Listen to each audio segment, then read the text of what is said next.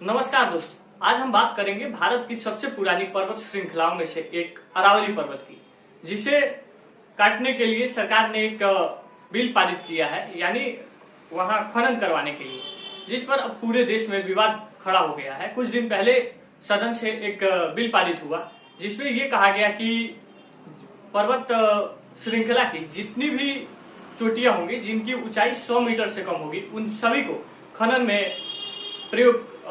खनन के लिए प्रयोग में लाया जाएगा। जिस पर पर्यावरणविदों ने और जो भी विशेषज्ञ हैं उन लोगों ने आपत्ति जताई और अपनी बातों को रखना शुरू किया, तो वे इसे बचाने के पक्ष में है और इसके पीछे उन्होंने कई सारे तर्क दिए जो कि वाकई में सोचने वाली बात है। तो सवाल अब ये उठता है कि क्या हम अपने भविष्य को ही खतरे में डाल रहे हैं या फिर इस पर्वत श्रृंखला को विकास के नाम पे काटने की जरूरत है। तो इस वीडियो में हम समझेंगे हर एक चीजों को। सबसे पहले हम लोग बात करेंगे कि आखिर अरावली है क्या। तो चलिए बताते हैं हम आपको कि अरावली भारत की सबसे प्राचीन पर्वत श्रृंखलाओं में से एक है, जो कि आपको गुजरात से लेकर हरियाणा होते हुए दिल्ली तक फैली है। इसकी लंबाई 800 किलोमीटर बताई जाती है, जो कि 3 अरब साल लगभग पुरानी है और इसे दिल्ली का ग्रीन दीवार माना जाता है। यह आपको उधर रेगिस्तान के प्रसार को यूं कहे तो रेगिस्तान के प्रसार को दिल्ली तक आने से या अदर स्टेट में जाने से रोकती है। अगर इसे काटा जाता है तो आपको नुकसान होगा कि इसके जो रेत होंगे उसका प्रसार होना शुरू होगा, जो कि उत्तराखंड की तरफ भी जा सकता है। इसके साथ साथ ये बालू जो कि जाएंगे आपको तो ये हिमालय तक भी पहुंच सकते हैं और वहां जो जमी हुई है हिमालय की चोटियों पर बर्फ, तो जब ये बालू उस बर्फ पर पड़ेंगे तो वो ज्यादा गर्मी अब्जॉर्व करेगा और उससे क्या होगा कि उसमें पिघलन ज्यादा होगा, जिस वजह से नदियों का समुद्र में जलस्तर बढ़ सकता है, ग्लेशियर पिघलने शुरू होंगे और काफी हमें भयावह स्थिति का सामना करना पड़ सकता है। इसीलिए कहा जाता है कि प्रकृति के साथ खिलवाड़ न करना चाहिए, नहीं तो प्रकृति कहीं ना कहीं और कभी ना कभी, तुरंत तो नहीं लेकिन कुछ समय बाद अपना रूप दिखाती है। और ये जो पर्वत श्रृंखला है यह आसपास के राज्यों के अंडर ग्राउंड वाटर के लेवल को भी मेंटेन करती है। बात की जड़ को अगर हम समझने का प्रयत्न करें तो सरकार का कहना है कि वहां माइनिंग करने के बाद खनन की प्रक्रिया के तहत काफी सारी चीजें खनन के द्वारा बाहर निकाली जाएंगी और वो हमारे विकासात्मक कार्यों में योगदान देगा। इसके साथ साथ वहाँ इंफ्रास्ट्रक्चर आदि तमाम तरीके की चीजें डेवलप करने की बात की जा रही है और इससे सरकार ये कह रही है कि आमजन को वहाँ रोजगार मिलेगा और रोजगार के अवसर तलाशे जाएंगे।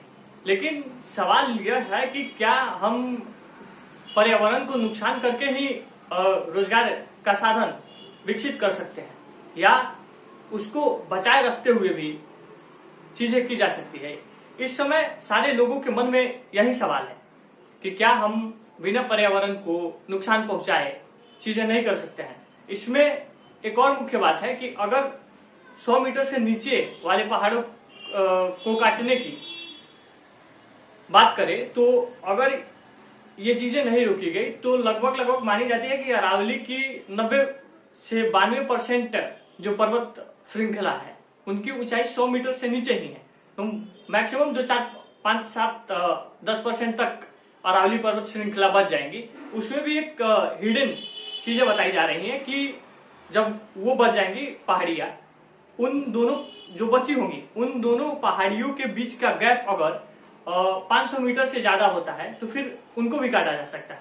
इसीलिए देश भर में विवाद खड़ा हुआ है। हालांकि भारत के पर्यावरण मंत्री भूपेंद्र यादव जी हैं, उनका कहना था कि महज पॉइंट समथिंग मतलब 1% के आसपास ही एरियाज में माइनिंग होनी है, बाकी जो पहाड़ियां हैं उनको उनसे कोई छेड़छाड़ नहीं होगा। लेकिन सरकार अभी तक लोगों को भरोसे में नहीं ले पा रही है। और ये लोकतंत्र है, लोकतंत्र की खूबसूरती है कि लोग के मन में जब डाउट होगा लोग सवाल करेंगे और सरकार का ये दायित्व बनता है कि सारे लोगों को भरोसे में ले और एक्चुअल चीजें क्या है वो सबके सामने लेके आए।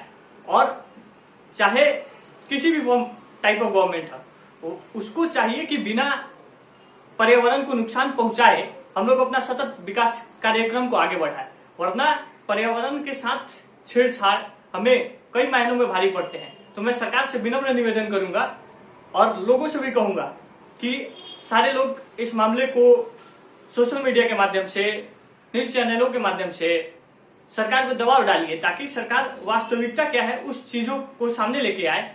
और कहीं ना कहीं पर्यावरण को नुकसान पहुंचाना कतई उचित नहीं है।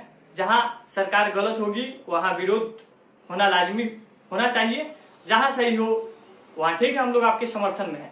लेकिन सरकार को ये चीजें बतानी होंगी, इस तरीके की चीजें होंगी तो कहीं से भी ये उचित नहीं है, क्योंकि पहाड़ 2 दिन 4 दिन में बन जाने वाली प्रक्रिया नहीं है।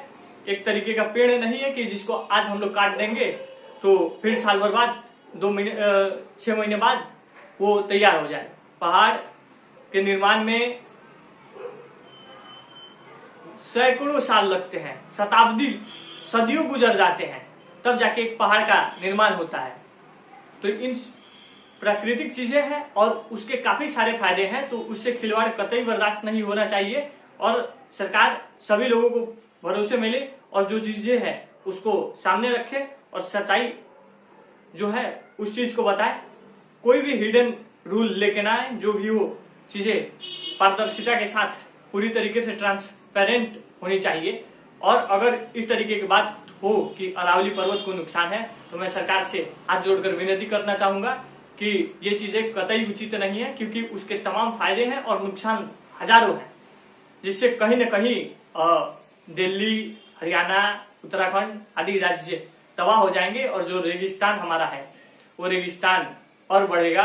और अभी हम लोग सिंधु जल समझौता को रद्द करके पानी इन सारे स्टेट्स में पहुंचाने कर नदी जमीन को उपजाऊ बनाने के प्रयास में है, वो सब प्रयास एक तरीके से विफल हो जाएगा। तो मैं सरकार से चाहूंगा कि ये चीजें से सरकार पीछे हो और जनमत के साथ सरकार को रहना चाहिए। तो इस वीडियो के बारे में और इस पर्वत श्रृंखला के कटाव के बारे में और ये जो विवाद देश में छिड़ा है, इस पर आपका क्या राय है कमेंट बॉक्स में जरूर बताइएगा। मिलते हैं अगले वीडियो में, तब तक के लिए बाय, जय हिंद।